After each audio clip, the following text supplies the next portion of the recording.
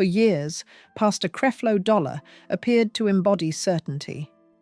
He spoke with confidence, preached prosperity with conviction, and led a ministry that spanned continents. To supporters, he represented clarity in a confusing world, a man who seemed divinely assured of his purpose.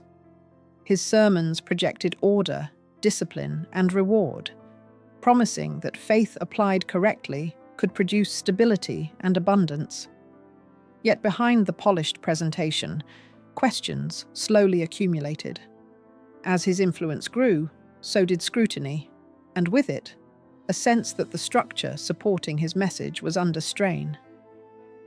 Public admiration often masked private tension, and the image of unshakable control began to feel increasingly fragile. What many followers did not see at first was that the very certainty that built his platform left little room for self-correction. When circumstances finally challenged his teachings, the consequences were not only public, but deeply personal, forcing a reckoning he had never fully prepared for. A beginning.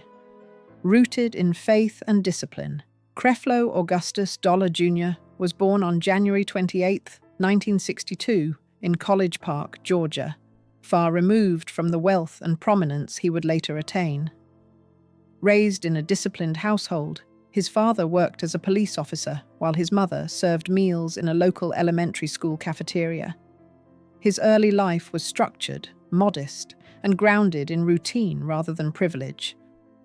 As a young man, Dollar did not initially envision a future in ministry. His passion was football, and he pursued that dream while attending West Georgia College in the early 1980s. A serious injury abruptly ended that path, forcing him into an unexpected pause. During recovery, he began attending Bible studies more out of necessity than calling. Over time, those sessions stirred something deeper, eventually leading him towards spiritual leadership and a new sense of purpose that would redirect his life entirely.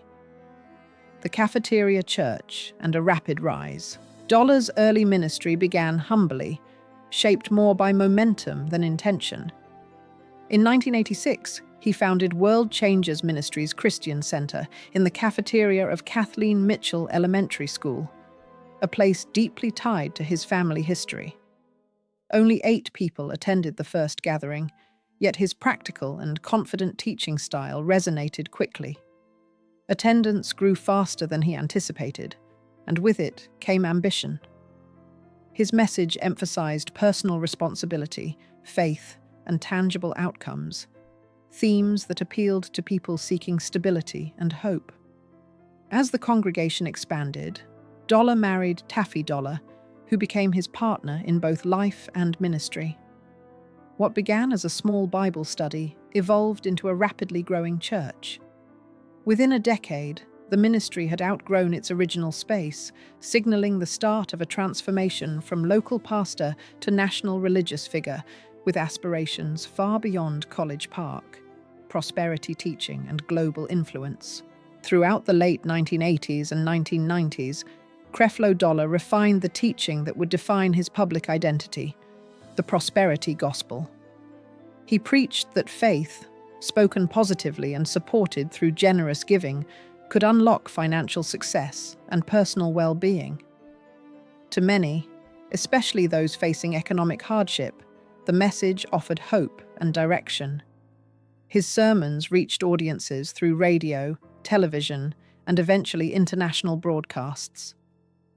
In 1991, the ministry was renamed World Changers Church International, reflecting its expanding reach.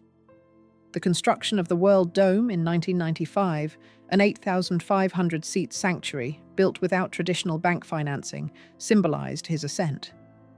By the mid-2000s, the church reported tens of thousands of members worldwide. Supporters viewed Dollar as evidence that faith could produce abundance, while critics questioned whether spiritual teaching had become inseparable from material reward, wealth, lifestyle, and growing scrutiny. As Dollar's ministry flourished, attention increasingly shifted toward his personal lifestyle. Reports of luxury homes, expensive vehicles, and private air travel sparked debate within and outside religious circles. Dollar maintained that his wealth reflected divine blessing rather than excess, arguing that prosperity was consistent with his teachings. However, watchdog organizations raised concerns about transparency, noting limited access to audited financial records. Between 2007 and 2011, a U.S. Senate Finance Committee inquiry examined several televangelist ministries, including Dollar's, focusing on the use of donor funds. While no legal action followed, questions about accountability lingered. For critics, the issue was not wealth itself, but the lack of disclosure. For supporters, the scrutiny felt unfair and politically motivated. Still, the growing gap between message and perception began to erode trust among those watching closely. The private jet controversy. In 2015, public attention intensified when Dollar launched a fundraising campaign seeking support to acquire a Gulfstream G650 private jet. He explained that his existing aircraft had experienced mechanical issues and that commercial travel limited his ministry schedule. The request, asking hundreds of thousands of supporters to contribute, sparked widespread backlash. Aviation experts challenged some of the campaign's claims, while critics questioned the necessity of the world's most expensive private jet for religious work. The campaign was quickly withdrawn, but the reaction was lasting. Even within Christian communities, leaders debated whether the request aligned with spiritual responsibility. Dollar defended his vision, framing it as faith-driven rather than extravagant. Yet the episode became a defining moment, symbolizing broader concerns about priorities, accountability, and the line between ministry needs and personal ambition, family strain, and public attention. Dollar's public image faced further strain in 2012 following a family-related legal matter that drew national attention. The situation was resolved through legal channels, and charges were later dismissed after court-directed steps were completed. While the case ended quietly, its impact on public perception was significant. For many observers, it highlighted the pressure of leadership roles that blend authority, family life, and public expectation. Dollar addressed his congregation, describing the situation as misunderstood, and many supporters stood by him. Others viewed the incident as a reminder that spiritual leaders are not immune to personal challenges. Though private in nature, the episode intensified scrutiny already surrounding his ministry, reinforcing questions about transparency, accountability, and the human cost of maintaining a carefully managed public persona.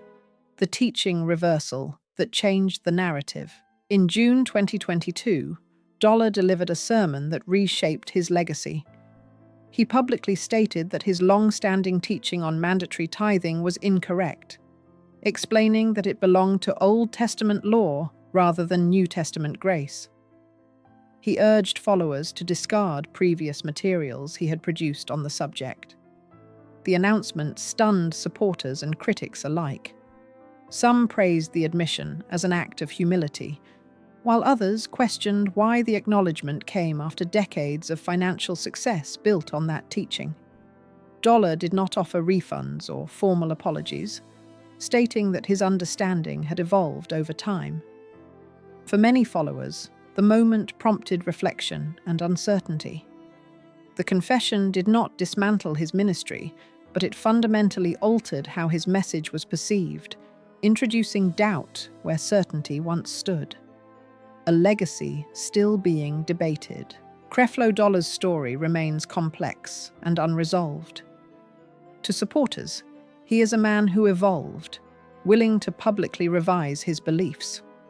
To critics, his reversal underscores long-standing concerns about prosperity teaching and accountability.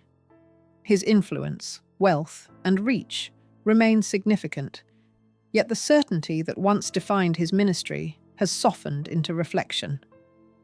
Whether his recent admissions represent growth or consequence depends largely on perspective. What is clear is that the narrative has shifted. The pastor who once preached unshakable formulas now stands as a reminder that belief systems, especially those tied to power and money, carry long-term responsibility. His story continues to provoke debate about faith, leadership, and integrity in modern ministry, leaving audiences to decide what accountability should look like when spiritual certainty gives way to reconsideration.